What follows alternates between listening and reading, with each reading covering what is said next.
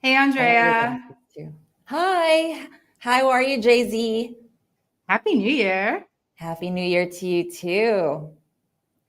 I'm so excited to have you on callmejz.ai. I know we got in touch last year through Mhm. Product Led, and now it's happening.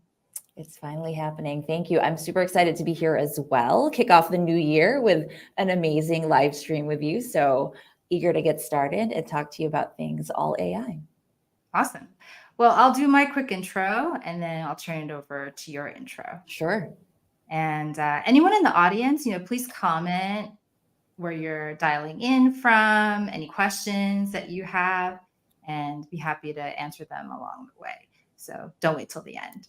And I'll do my quick intro. So I'm callmejz.ai. I'm launching my podcast course to help people get more sales through starting a podcast of their own. So it's for any thought leaders or salespeople, fractionals who want more business in 2024.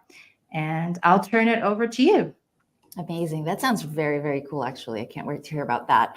Hi, everyone. I'm Andrea Chesleigh. I'm the Chief Product Officer at Spresso, where we build AI-powered pricing strategy tools for retailers. And like I said to Jay-Z, I'm super excited to be here and talk a lot about what we do at Spresso.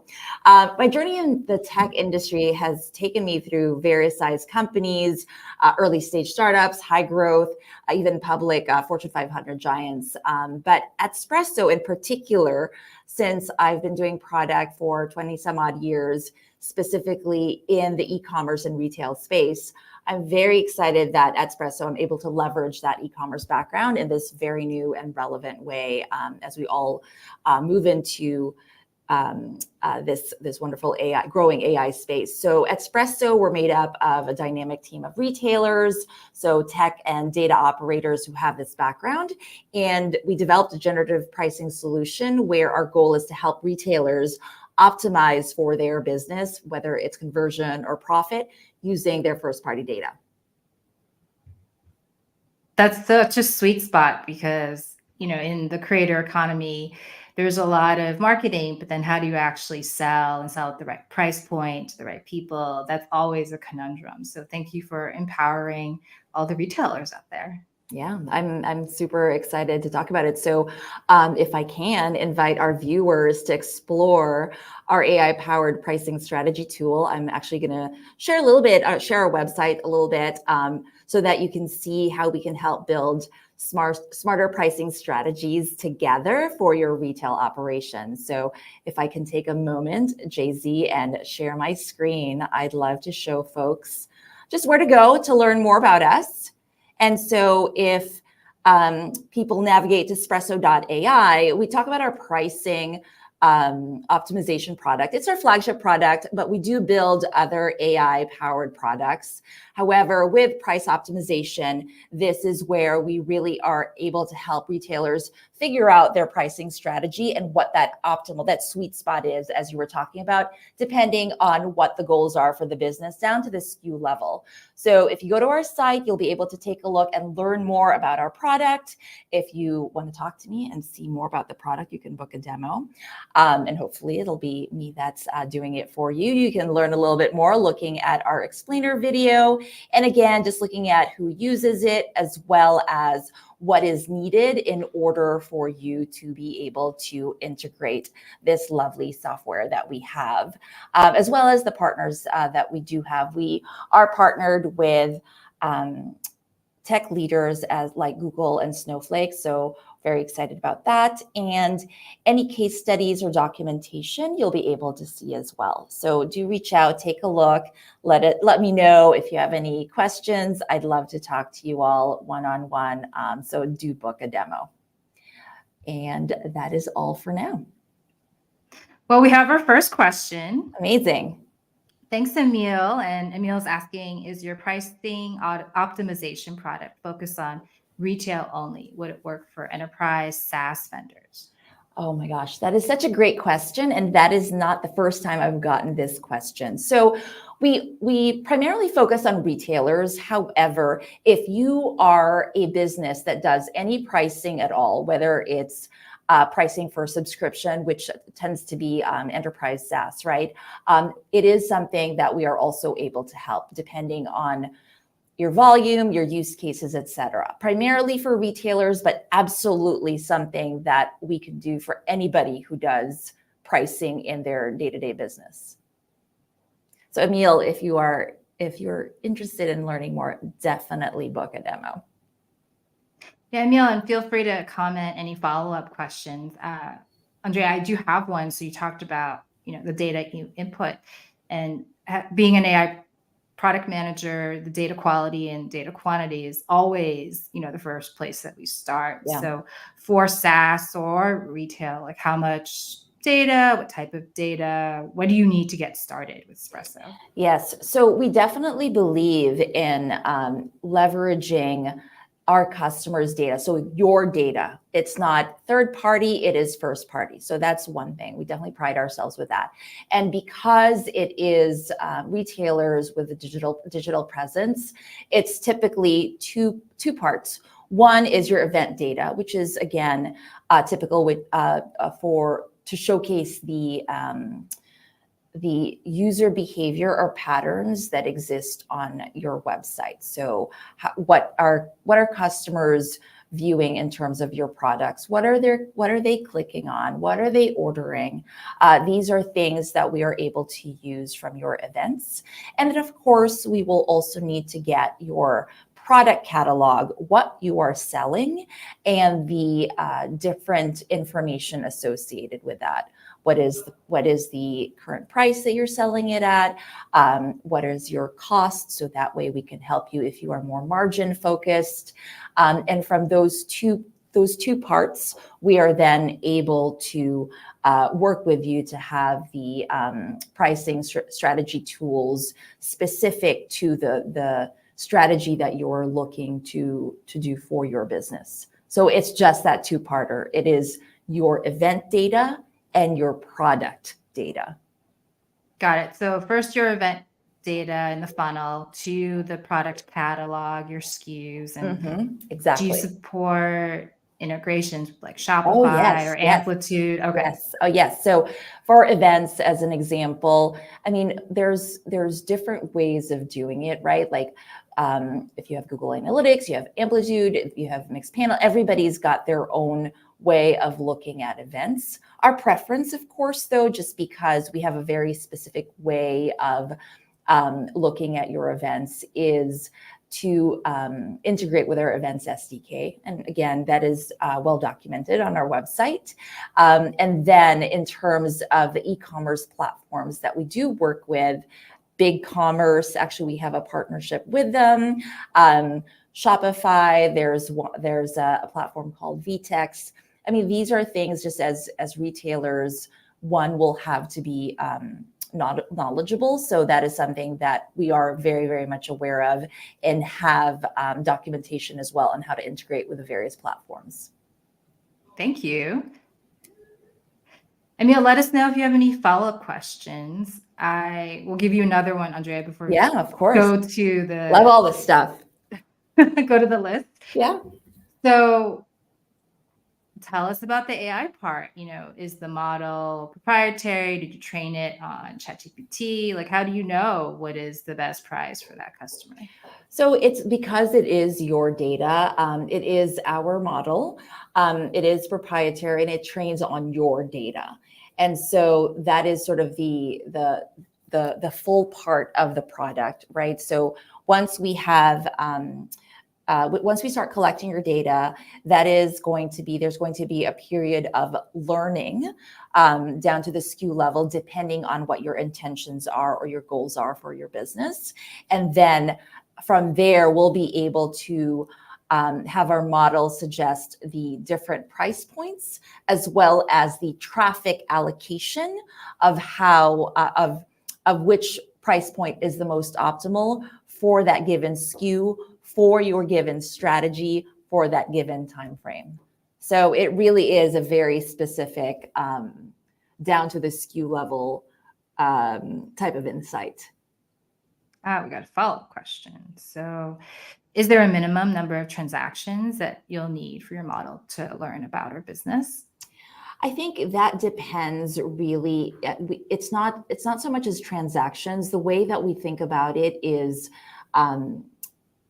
it's really about impressions, or if you think about the eyeballs to a particular SKU, if I put it in a very, very plain way. And so for us, there is going to be the amount where there has to be enough data, and that differs for each retailer, because it is a combination of your, not just transactions from a unit level, not just your events, but also your sales, your revenue. So there is a little bit of a combination in order to be able to say this is the minimum number, in order to really get, I would say, a good signal for the model to be able to learn enough to be able to give that optimal, not necessarily the pricing, but it's constantly learning. If you think about like what we use is multi-arm bandit experimentation. So it is constantly exploring. And so to think about minimum number in a very sort of absolute sense is not really how we think about the model training, if that makes sense. Oh, I love MAB. We did that at Capital One. So yeah, no, it's definitely fun, but that is definitely sort of the layers. So it's something that you're constantly exploring to minimize regret, right? This is not A/B testing. This is not price scraping. This is truly an always optimizing, always exploring, because I mean, as we all know, there's always change. And so that we have to be able to account for that as well. Awesome. Well, Emil, let us know if there are follow-up questions, and thanks for asking too. Doug is asking, when working with Spresso to develop a pricing optimization model for a client, what is the targeted time frame for completion? Oh, that's a great question. Thank you. So depending on the platform that you're in and depending on the integration, it could be anywhere from a few days to a week to up to 30 days, but it doesn't take longer than that. But it really just depends on your stack, how you're set up. And again, how much of this is going to be you doing plug and play, or if you need some sort of white glove support from Spresso. Got it. Doug, let us know any follow-up questions. That's a really good question, because in this economy, we always want to get the result like yesterday. As quickly as possible. This is why we definitely offer a very tiered approach, if you will, or varying ways of supporting an integration, knowing that every retailer, every client will be different. They'll have very specific combination for their stack. And so we're able to try to make it as quickly as possible, but truly depending on what your setup is. So please confirm, you're saying the model runs on your company's data only. There's no anonymized data or training data from another company. No, it's truly just that retailer's data. Okay. And so the multi-arm bandit, it's looking for, let's say, is $1,000 abandoned cart, is $100, always convert, but then no profit. It's just looking at different prices and putting people into those brackets. Is that right? Yes, in a very simple way, but it looks at various things, right? Because again, we have the events, we have the prices, we have the costing. So it really is a combination of many of those factors. But again, it's just your data. Okay, so that's great. It's just your data, which is really important to us, right? That the data is not shared, and no competitor has your secret pricing, and no, that's a big concern in this very competitive kind of commoditized market. as a user, you know, airlines are always serving me like last seat, or, you know, if I come back tomorrow, it's like double the price. And so a lot of us working in product is responsible for like how the user is going to gain your model. Right. Can I, as a user, game your model? I mean, I think that a user can game a shopping experience regardless of how it is powered, right? So I do think there's nothing that's necessarily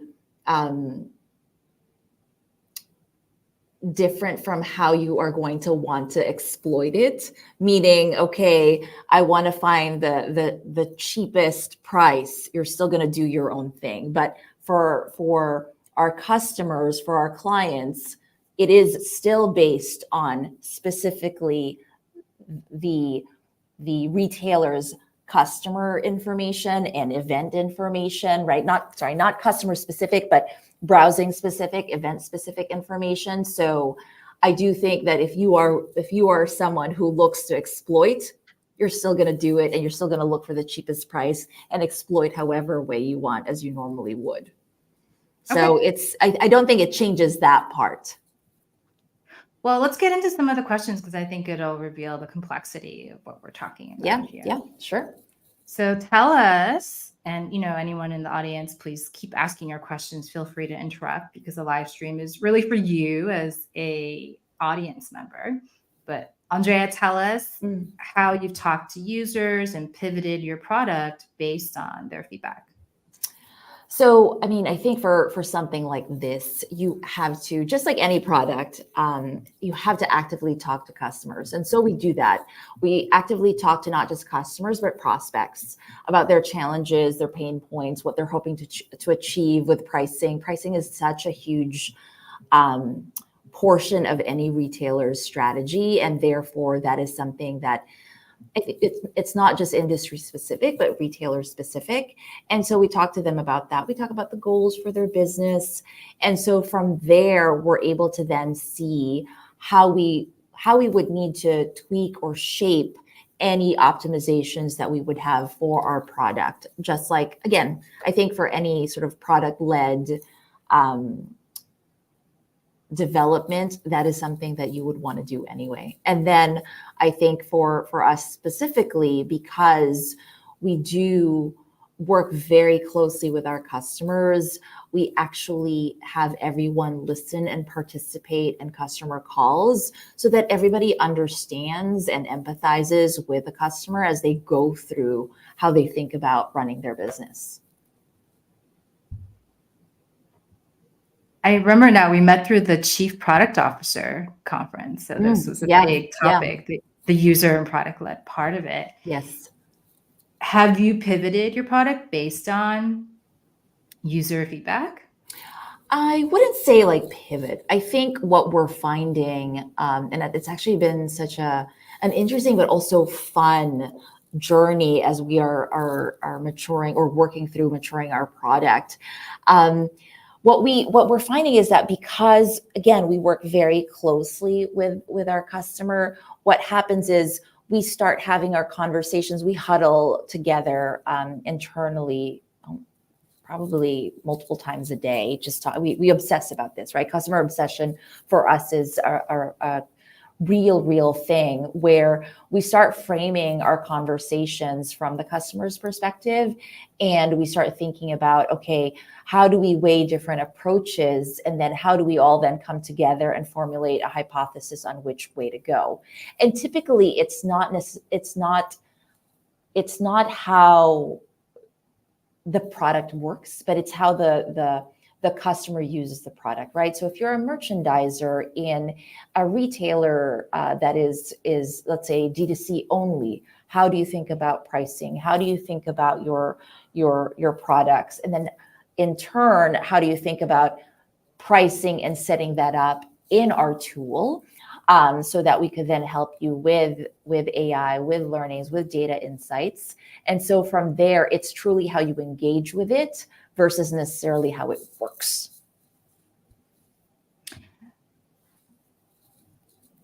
So you're talking about direct to consumer, not the retailer middleman.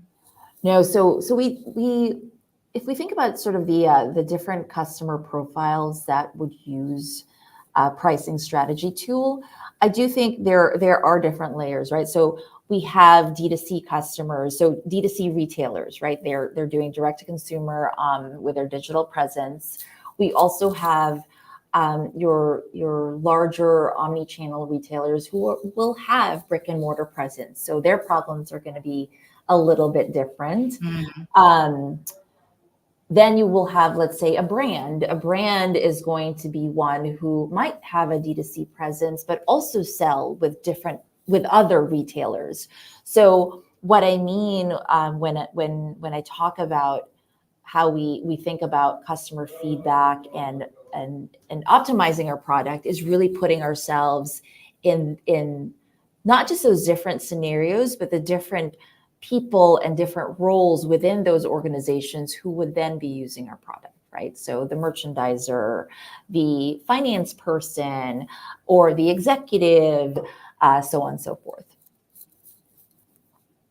There's so many opportunities in the creator economy, but also so many problems for all these personas. What are some of the top problems that they're encountering? I think there's going to be, so I'll talk about some of the more global ones, regardless of the type of retailer you are.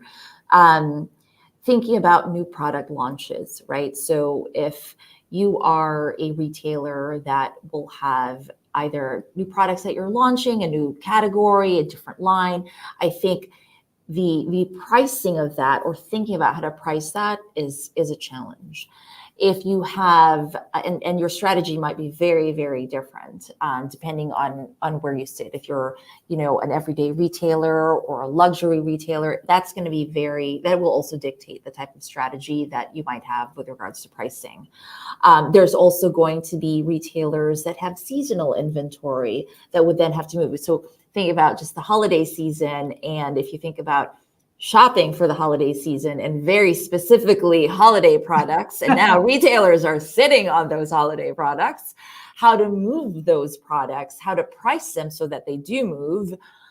Because again, there's the merchandising aspect, and then there's the pricing aspect, which really plays a big role. And this is where we can help. So those are two examples. Again, very the two ends of the spectrum are the product life cycle, right? You're launching something and you're trying to also, at the very end of it, if it's seasonal, trying to wind down your inventory for that. Those are going to be two very, very different strategies. And we are able to make sure to help the tool, the product that we have is able to make sure that it is flexible to be able to handle those different use cases, the different retailer profiles that I had just talked to you about. And it could be down to the SKU level. Yeah, you're right. So the established brand that's launching a new product, competing against competitors, but also cannibalizing its own sales, like what price do you launch at? Right. That's one end of the spectrum. And then the other end of the spectrum is, I think you're saying, like a holiday seasonal inventory that you have to move. You have to move it, but then you also don't want to lose your shirt while you're doing that. And so how do you preserve a little bit of that margin while trying to move it at the most optimal price, so that it's always that tension, right? Of like the margin and conversion, how to sort of find the sweet spot depending on the SKU, depending on my intention as a retailer. For a new product, yes, I definitely want to move it, but it's new. I want to learn. I might not necessarily want to lose that much margin, but if it's a seasonal thing that I really need to get rid of it, maybe I'm willing to lose a little bit more of that. So again, finding that sweet spot is where we can help.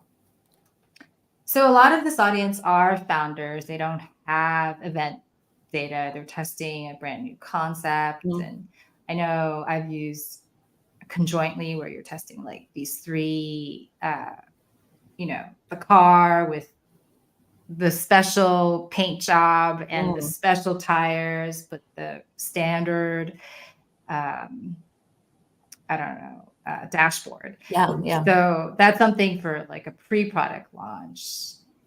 What do you recommend for founders who are just starting to test a new idea? I mean, I think so let me just clarify, when you're saying that, would these be founders who are in the retail space trying to sell a new physical product, or are we thinking about product principles in general and how to build and test your way into a new product in sort of our product sense? It could be either physical or digital, but the product they have in mind, they have users, they just don't know what price point to launch it at. Should they Mm-hmm. launch a beta at half the price and get testimonials and, I see what you're feedback? saying. So, I mean, I do think that is something that we would recommend. And truly, this is not a cop-out answer based on their data. Because again, this is something that we live and breathe data. That's our ethos. It's part of our DNA. This is what our product is. And so I think it would be somewhat irresponsible of me to be able to say this is what you're going to do without looking more into specifically their data, specifically the type of business that they have, their goals, and I mean, where they're at, right, in the sort of newness of it. What is their digital presence? How much traffic are they getting? I think a lot of that is sort of a lot of that will inform how we would recommend pricing this initial this new launch of products, because that is part of what we do. Yeah, looking at the data that they already have. Yes, exactly, because it does inform adjacently, right? And so I think there is going to be that portion. Now, if you're truly net new, there's still going to be some data that will be required, and then we might even say, because again, this is not something that I think any founder or any software builder, any product person should be afraid of. We might say, hey, listen, we are not yet a good fit for you. This is what we recommend, generally speaking. And then when we get to this point, let's definitely chat again. Because I want to make sure that people find function, use for our product, not just sort of, I don't think it's right, credible, correct to try to to blanketly say this is a one size fits all for everybody. I do think there are going to be some profiles where we're just not yet the right fit for them. Oh, yeah. Like, if you don't have enough data, as an example, not yet. Yeah, I talked to people like data scientists or, in programmatic advertising. They're like, come back next year when you have so much data, you don't know what to do with it. And that makes total sense. Now, the other thing is, I talked about price optimization as our flagship product. There might be other things that I would say, okay, well, let's start here. There is this lighter version that will give you the insights that will then lead us to being able to price optimize. So it really depends on their situation. All right, let's keep going. So Yeah. in the product management, 0 to 1, discovery to execution, tell us about a time where your team brainstormed a lot of ideas and then converged on one. Oh my gosh, for a 0 to 1, I feel like that's always going to be like the case. I think very early on when we were building this, and I think what makes this fun but also somewhat complex is that we do all come from various retailer backgrounds, whether product engineering, data science, analytics, etc. We all have this retailer background that we've had, and so we all come to the table with not necessarily just opinions, but experiences that indirectly inform how this product could be shaped. And so whether it's as simple as how are you setting up a pricing experiment, and what is the mindset that the customer might have, it tends to be a lot of opinions hopefully data driven, whether indirectly or not in the beginning. So that is where we were. And I would say that, and again, very specifically, how to build an experiment. Like you go into our console, get the UX of it, and what is the retailer thinking? What is that user thinking as they're building this? And what are the prompts? What are the helper things? What are the things that would be understood versus not? I think it becomes a very interesting experience because the data scientist might say, hey, listen, I need this input when they're building their experiment. The product person is going to be, absolutely, that's great, but it can't be in those terms because that person is a merchandiser. It's not going to be this very specific technical lever that you're looking for. We might be asking them questions in order to get to the input that you need. And the engineer might say, listen, we can build it this way, that way, that way. And so it becomes this sort of, wait a second, stop. We brainstorm this, but get out of your lane, get out of your focus area and put yourself in the shoes of the customer. And I know that sounds like a very normal thing to say, but it's hard. It is hard. It is hard. So hard. We've all been sitting in these brainstorming meetings, but what I am very proud of seeing this team evolve into, they've gotten together and now we definitely frame it in terms of the customer, problems they're trying to solve, what value does it bring, this particular tweak, this particular approach. And I think from there, we have a common language that emerges so that we are able to converge, hopefully, on a more informed, debated, whether it's correct or not approach, but at least more informed product-led approach. So it takes a while for any team to get to that point because you will sit in your lane and talk about it in terms of what you think this product needs based on what you were contributing to the product. So for any cross-functional team, it's been very interesting to see that. But my advice to anybody is like converge on a common language first. Forget about the solution. Are you solving the right problem? Are you looking at it the right way? Are you all talking the same language? And it's the customer's language. Are you saying that Eng and Science now have contact with the customer directly and they believe? Okay. Oh, yes. Yeah. So product is not the conduit. They have a direct. No. And not just once the customer is the customer, they sit on sales calls, they sit on prospect. Everybody learns from the beginning, which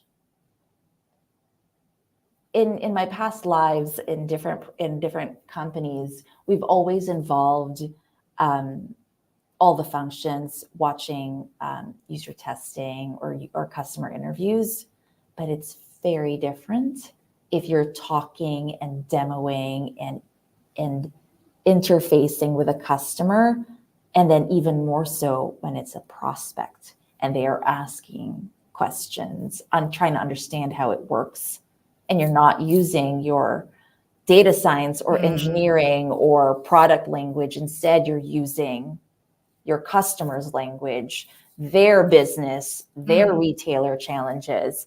And so when I think about design thinking and when I think about empathy for the customer, this brings a very different real world dimension because you're doing it. And then when they sign, you have to onboard them and help them together. So you are embedded. And I do think, one, it makes for a better product. It makes for a better customer relationship. And it makes you a better product builder, regardless of what function you sit in. Man, it's such a high to close a deal, right? Cross-functionally. It is, and it feels like you're helping solve a problem together. And that to me is like the biggest high of all. As a product person, I can't help it. I think you should podcast more about that, write about that. I think that's a great tool because that prospect is tied to revenue. It's not theoretical and it's time limited. Like if you all close in the next month, it just feels like such a win for the team. We definitely do it. We do it as a team. It is a very, very specific thing that we all have talked about together. I think it's hugely important, not just for the company in general, but for every person who's helping build something, because then you understand exactly who and why you're building this.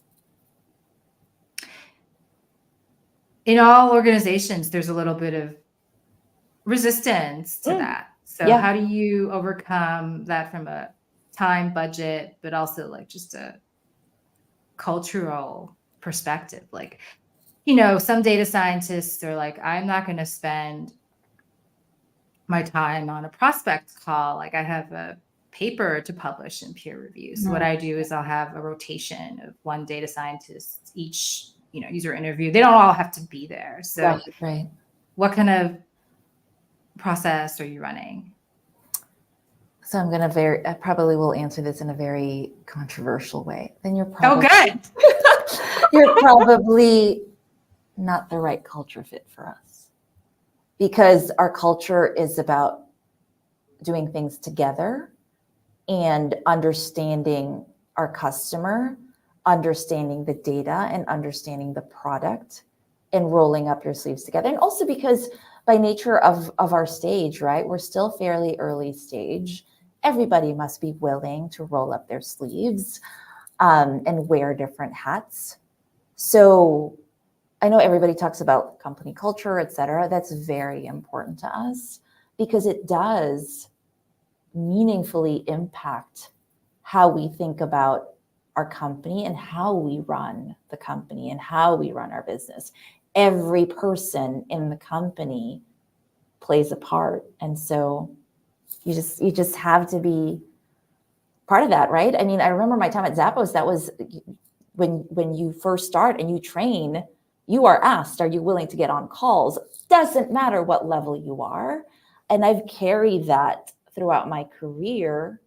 It's about the customer. And if that's not something you're willing to do, you're not Spresso material. That's great. Absolutely.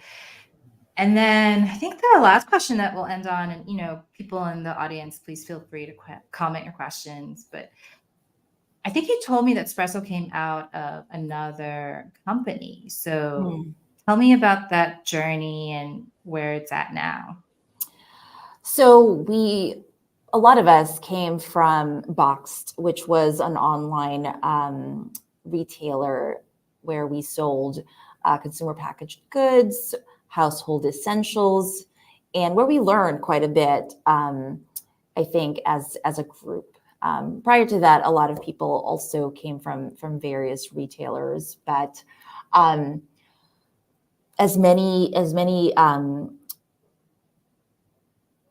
startups, companies who have gone through, I think, this sort of journey, it's always, a toss-up of no matter how talented and amazing and wonderful the people are, the product is, the vision is, sometimes it just doesn't work. And so we found ourselves in a situation where we had to restructure, and Boxed was wound down. And from there, what we've built in terms of the technology is still, and again, it's our and the data that the data science, the software that we've built is a crown jewel, is as a source of joy for many of us who've spent time at Boxed. And so we've been very lucky to have been able to split it off and start this new business as Spresso.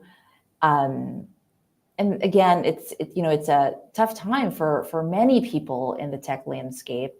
But from I would say that really hard period, sort of silver lining, how you make diamonds, right? Spresso was born, and here we are, this scrappy group Oh, of people who are still trying to make a difference by hopefully helping other businesses transform with what we've built. I like the way you tell that story about the diamond mine, because all that coal and the pressure, it makes this beautiful gem. It ain't easy. No. Definitely not easy for anyone, whether you were someone who had to part ways or someone who stayed. It's never easy for anyone. And the tech landscape has definitely been hard. So we're all diamonds is how I'd like to think of it, JC. All of us. Thank you. I like that. And then as we wind up towards the end of this podcast, do you have any questions for our viewers or? Yeah, I mean, I would imagine a lot of our viewers, again, design thinking founders. I guess what I would just love to hear is, how do people think about this sort of this type of product? How do they think about pricing if they are in the retailer space? How do they think about AI as sort of an input or a tool in sort of not just pricing, but strategy in general? And if they're not, how would they think about, let's say if they were me, think about the sort of adoption of it? So would love to hear from other founders, other product leaders, other design thinkers, just in general. Because I think we're all learning in this AI space. So any feedback or any conversations are always welcome. So I know that they can schedule a demo and probably ask you during the demo, but what's another way to get in touch with you? You could always DM me on LinkedIn. That is the best way to reach out. So, and I'm always happy to set up some time as well to continue conversations. And if anybody is in New York, shameless plug a little bit, anybody's in New York on March 20th, I will be chairing the Chief Product Officer Summit that the Product-Led Alliance is also hosting here in New York on March 20th. So would love to see you there, any product leaders. Fun. That'll be an amazing event. All right. So I think we're going to wrap up. And this is so fun. Hopefully the viewers got something out of it too. Thank you for letting me ask you all these questions. Love it. And a plug for next week, we'll have another Andrea speak on AI. So I think it's a great time for women in AI. And named Andrea, apparently. That's good. Well, I think that's time for a name change.